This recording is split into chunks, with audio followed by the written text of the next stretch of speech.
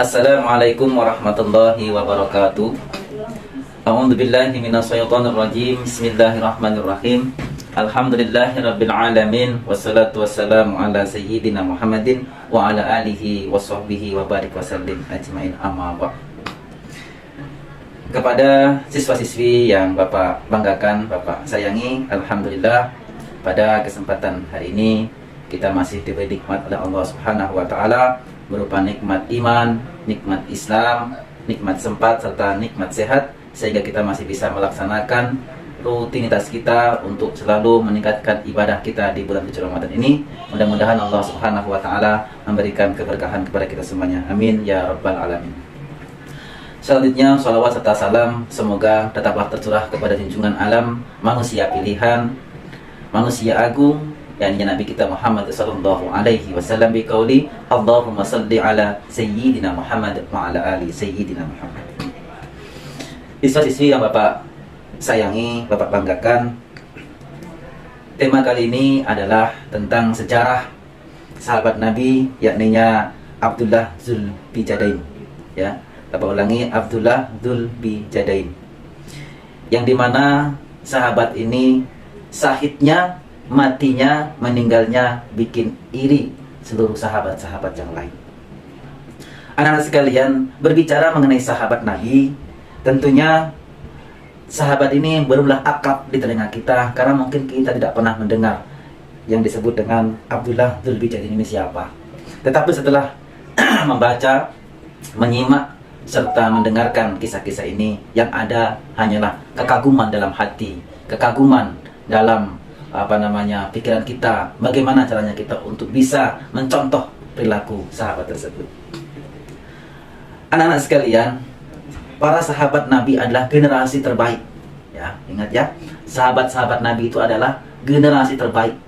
Ya, mereka adalah laksana bintang gemilang di antara manusia pilihan. Ya, jadi mengapa? Sebab yang mengajarinya langsung adalah Nabi. Kalau kita, Bapak, itu yang ngajari guru-guru Bapak. Ya, anak-anak yang ngajari adalah guru-guru anak-anak seperti Bapak dan sebagainya. Tetapi kalau sahabat Nabi yang mengajarkan kebaikan, yang mengajarkan ilmu semuanya adalah langsung Nabi Muhammad SAW. Maka buah jadinya apa? Yang tercantap dalam hatinya adalah keimanan yang kuat serta perjuangan yang gigih.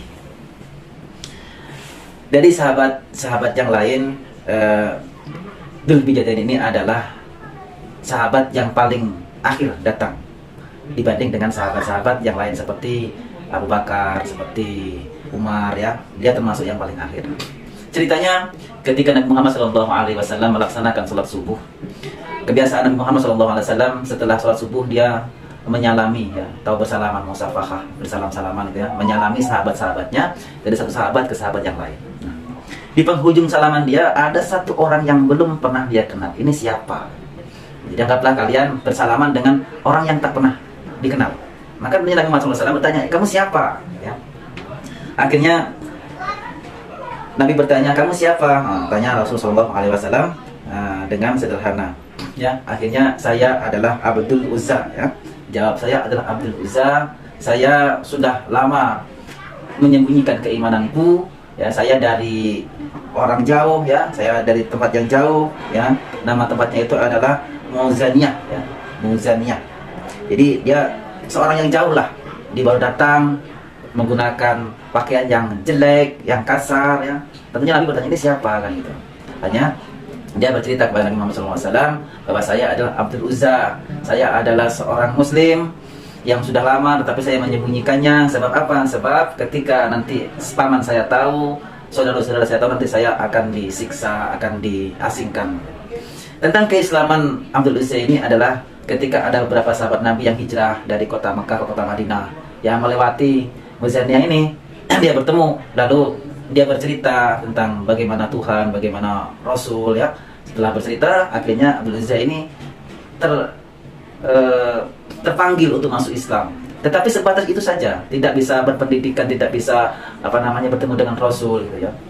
Akhirnya setiap kali ada sahabat-sahabat yang dari kota Mekah ke Madinah atau sebaliknya, selalu tunggu dengan dia. Wahai sahabat Rasul, tolong bacakan saya 1-2 ayat, tolong ajari saya tentang kebaikan. Setiap selalu ada sahabat Rasul dari Mekah dan Madinah, ataupun sebaliknya dari Madinah ke Mekah, selalu ditanyain oleh Abdul Uzza ini.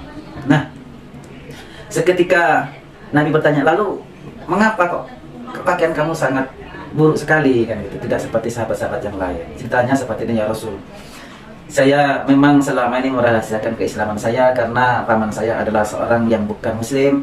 Maka nanti kalau dia tahu saya seorang muslim, nanti saya akan dimarahi dan semuanya akan disita harta-harta saya. Nah, betul yang dikatakan beliau, setelah dia masuk Islam dan pamannya tahu, semua harta pemberian dari pamannya tersebut diambil alih, disuruh mengembalikan, dan bahkan baju yang dia kenakan ketika itu disuruh melepas dan disuruh mengembalikan kepada pamannya. Ya, akhirnya Abdul Uzza ini pulang kepada ibunya dengan pakaian yang ada, ya, pakaian yang ada, ya, tidak sebagus yang ini. Akhirnya ibunya memotongkan 2 kain, ya, satu untuk atas, satu untuk bawah. Jadi kain itu kain kasar gitu ya. Maka setelah mendengar cerita itu, Nabi Muhammad SAW mengatakan, nama kamu adalah Abdul Uzza, nama kamu diganti, ya, dari Abdul Uzza menjadi Abdullah Dzulbijadain. Artinya Dzulbijadain itu adalah kedua kain yang kasar, gitu ya. Abdul Uzza bin Abdullah Dzulbijadain ini adalah seorang yang giat belajar, ya. Abdullah Dzulbijadain senantiasa bersemangat mengamalkan dan mempelajari Islam, ya. Setelah dia gabung di Madinah, ya, dia bertemu dengan Rasul, dia semangat belajar dan semangat untuk berjuang. Itu kehebatan dia. Meskipun dia orang yang akhir dalam masuk Islam, tetapi belajarnya sungguh-sungguh, tetapi berjuangnya sungguh-sungguh, ya. Sehingga keterbatasan tak menghalanginya untuk bersama Rasulullah SAW. Jadi dengan keterbatasan ini dia bersyukur.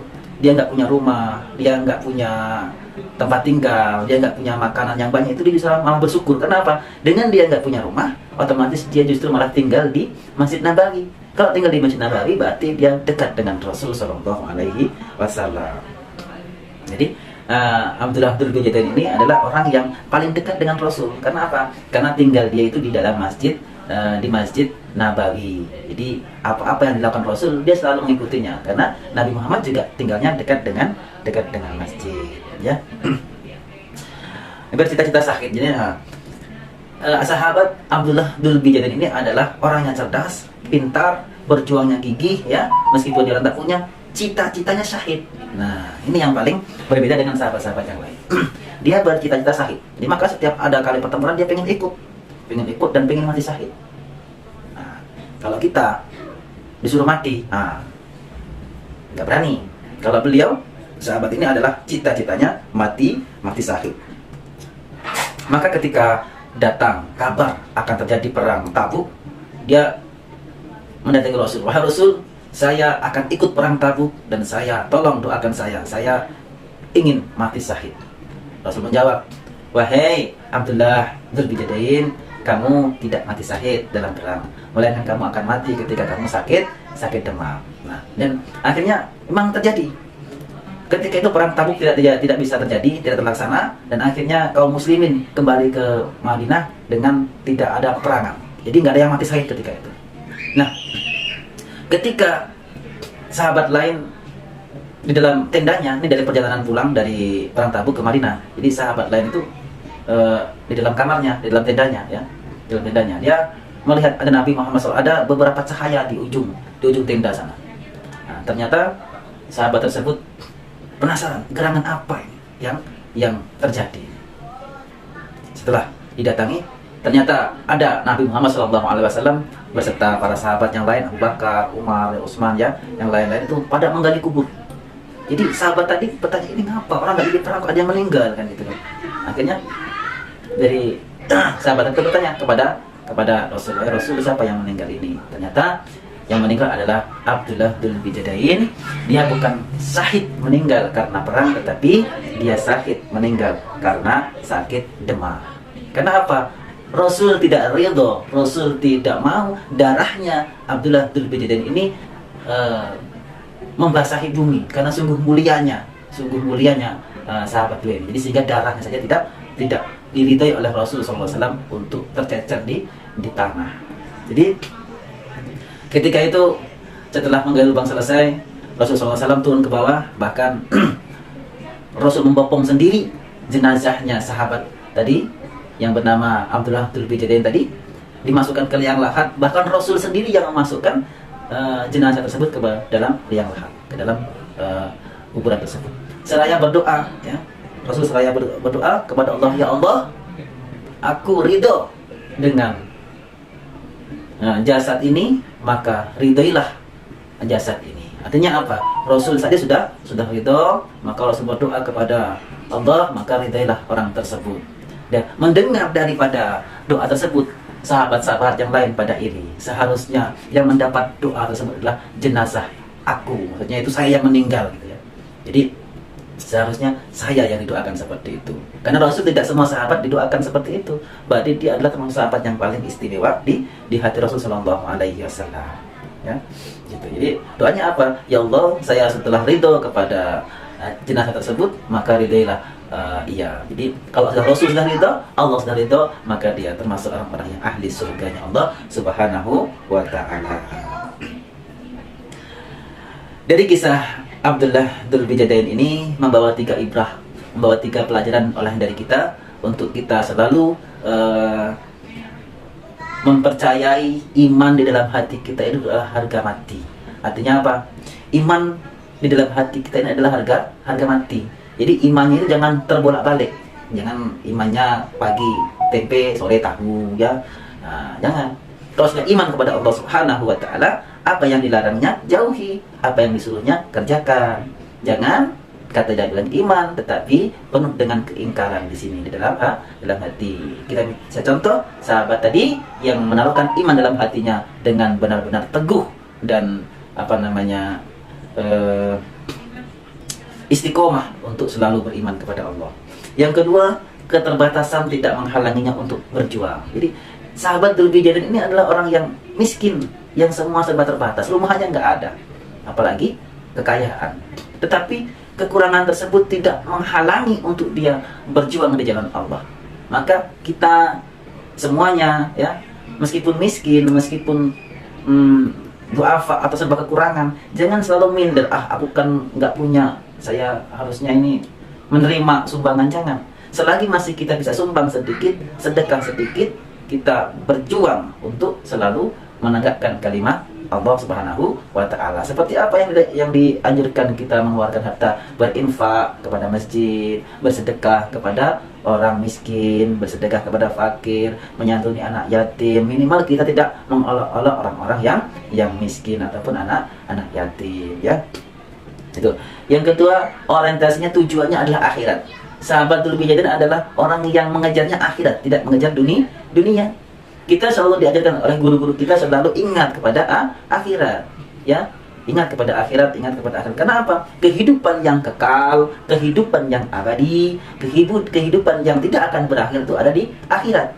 Kalau di dunia ini sebatas umur 60, 80, kita sudah meninggal dunia dan dikuburkan, sudah selesai. Tetapi kehidupan di akhirat itu adalah selama-lamanya lama. Maka bekalnya apa? Bekalnya adalah ibadah. Bekalnya adalah beramal. Itu bekalnya.